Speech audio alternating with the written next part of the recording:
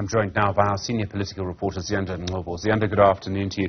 There are so many implications to the story. This is the Minister of Finance accused essentially of a crime involving sex against a young woman in a country with incredibly high gender-based violence rates. The NPA says that a decision could take months. I can't quite understand at this stage why that would be. We've got the complainant, who the police have spoken to.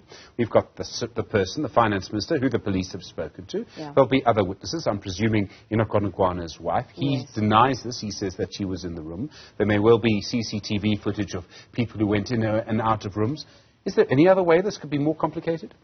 Not from my understanding of how these investigations usually go. And the fact that the minister has been questioned, it means that his accuser has said enough for the authorities to even go and get a first statement. So that's the first part.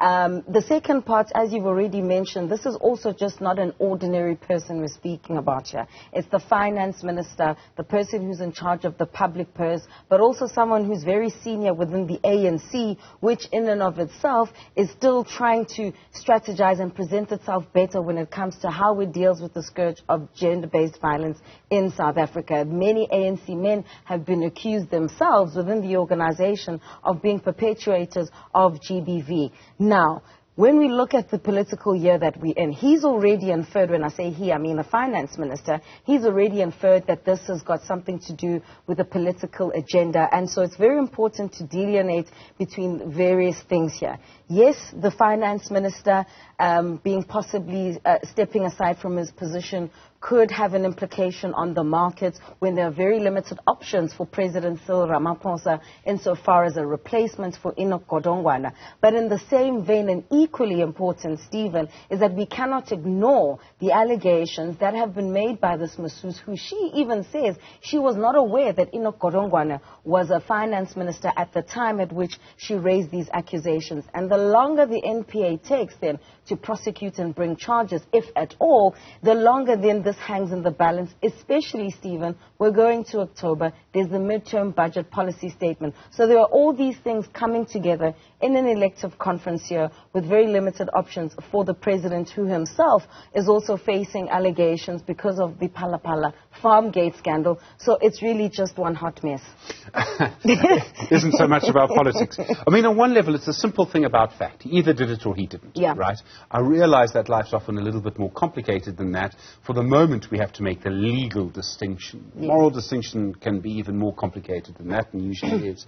But the legal distinction is going to rest on the NPA. Now, the NPA has to make his decision. Technically, they're not supposed to take into account anything else. The position of the person, all are equal before the law, full stop, finish and clear, if I may use that phrase. But the consequences of a decision to charge Godongwana, he would immediately have to step aside. In fact, he said he would. He said he would, but even if the NPA does not charge him within the next week or the next month, there's also already an argument that in terms of the gravity of the charges that he faces and the position which he holds, that he should have, at least at the level of political morality, he should step aside on his own volition. He's already said as well that he'll be presenting himself before the ANC's Integrity Commission. Now, we know, its findings are not enforceable, and, the way in which the ANC deems or treats the ANC Integrity Commission is a separate debate altogether, Stephen. But insofar as the consequences of the decision of the National Prosecuting Authority, Stephen, and the time that it takes to actually bring forward charges, if it does decide to do so, and when it decides to do so, are going to be very critical in terms of how seriously the NPA themselves, are seen to be dealing with cases of GBV. Remember, the Justice and Security cluster in and of itself has also got its own pressures. I mean, there have even been calls for separate courts to deal with issues of gender-based violence. Now, if they decide to take long, in what seems to us at least at a surface level to be something that should be able to happen quite soon, with all the facts that are before them, with the statements that have been taken, it has serious implications. Like I've mentioned, there's the midterm budget policy statements, but also with the ANC step-aside rule that is there's currently a heated debate within the organization about it being scrapped. The provinces such as KwaZulu-Natal, parts of Mpumalanga, as well as some parts and quarters within the Eastern Cape, if I'm not mistaken, are already calling for this rule to be scrapped. And remember, as it stands, it's only if you are criminally charged of cases before the country's courts.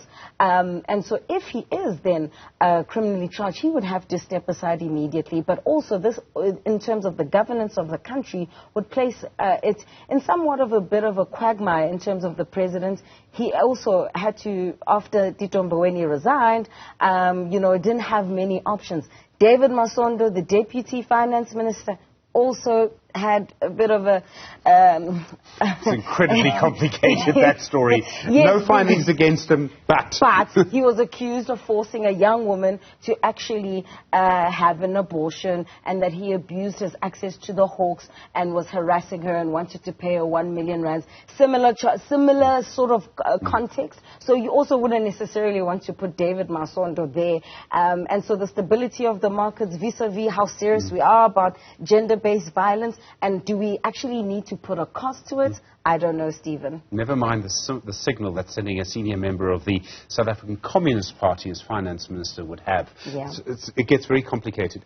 As an aside, Enoch Godongwana in 2012 was one of the first people in the democratic era to actually resign from cabinet as a deputy minister, as a minister for economic development. And I think the only person who resigned after him was Nduduzi Manana, but under very different circumstances. Still also about gender-based violence. So the issue, again, I was saying to you, Stephen, there are many ANC leaders who have been accused of being perpetrators of gender-based violence. And if the organization says it's serious about dealing with this scourge, I mean, you've already heard from parties like the EFF calling for, the finance ministers to step aside. Because, one, there's also accusations that the finance minister tried to bribe, this young lady into her silence.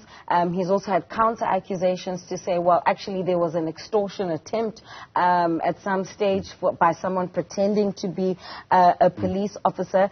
Difficult circumstances. Will he resign again? I don't know, Stephen. And if he does resign, what does that mean also in the year that we find ourselves in? Is it just as easy as saying that there's a political ploy against him? Because here's the scenario. Let's say the president decides to relieve him of his duties, and then the NPA chooses not to prosecute against him. KwaZulu-Natal goes to the ANC conference in December and says, see, we told you the step-aside rule was wrong. Exactly. And on top of that, he can also say, the finance minister can also say that he was unfairly treated. But in the same token, if the president does not relieve the finance minister of his duties and more evidence continues to surface regarding the scandal, while he waits, and we know the president likes to take his time and give the law its space and time to do its thing, and then he is actually, let's say he's prosecuted in October or November, still he's in a quagmire just in the 11th hour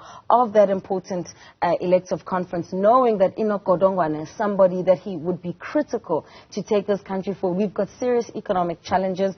The last quarter managed to claw back at least, almost 690,000 jobs. But at the same time, there are many other issues that need to be dealt with. There's social compact debates. And really, you'd need a finance minister at the helm to deal with those issues. And one with a strong mandate as well, which is what this gets to. The only option I can see for Godongwana, if the NPA is going to take so long, is to mount a court challenge demanding a decision. I think it's been done before, to say justice delayed is justice denied. I need a decision. That would be the only option that I can see. In the same time, this issue around how often we see people, politicians, accused of gender-based violence, and their defense is no, GBV is being weaponized against them. But that's really never the case if you look at the numbers.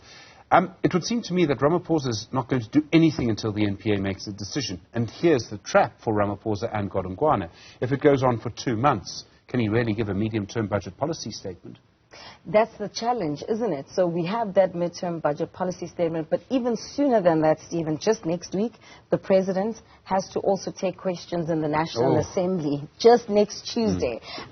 So he's got his own things that he's yet to take the South African public into confidence about. The Phala Phala farm scandal is one that is it's a cloud that's still hanging over his head, and his silence has not made it any easier. In fact, I'd argue that it's left a vacuum for those who may not even necessarily have the real facts at their disposal to actually really depose whatever narratives they can. In the meantime, while then we wait, if ever the President will take us into his confidence about how much was taken, you know, what the details and the nature of the events were. That's the one part. Now you've got an added headache of your Finance Minister, who in many aspects is also secondly senior to you after the President, also now facing some serious allegations, which goes back to what I was talking about in terms of political morality. The ANC loves to speak about political morality, but in instances like this, it's the actions and the tests such as this that actually tell us whether or not the organization is serious about dealing not only with gender-based violence, even when it comes to the scourge of corruption. So it is a trap. Let's say it does take months on end, even till well after the elective conference, which we don't anticipate. But let's just say it happens just on the eve of the elective conference. What plans does the President have in place? And at the same time, the recent history of the Finance Minister position. So sure, Tito Mboweni did it. He gave it up to take his cookery course. One can only hope. But we knew for a long time that he wanted to leave office. That's fine. Before that, Nhlanhla Nene, for a few months, resigned quite suddenly, strangely. Before that, of course, if we want to go into the Zuma era, there was the firing of Nene in 2015, Des Van Rooyen for 4 days, then the pressure on Pravin Gordhan, and then in the end, Malusi Gigaba. This is a highly contested position. In the ANC, this is a divisive position because of the power it holds. I tell you what, you know, after these allegations surfaced, I think some 10 days ago, there are already discussions about who could possibly replace Godongwana should there be a necessity to do so. You'll even recall that even when President Cyril Ramaphosa took over in 2018, he tried to bring back Nhlanhla Nene and he resigned. So this just shows you just how limited the options are in terms of who the markets could trust or to oversee the public purse. Remember, the stability of the markets is very critical to get ourselves out of this economic quagmire that we find ourselves in. And so when it comes to Enoch Godongwana, he seemed to be the best option, even though, remember, there was that 100 million rand tender that, you know, came up when he was appointed. He's since cleared the air about that. But this also, in terms of the nature of the allegations, it's not something that he can run away from, Stephen. Ziyanda, thank you very much indeed, our senior political reporter. So much to look at with that particular case.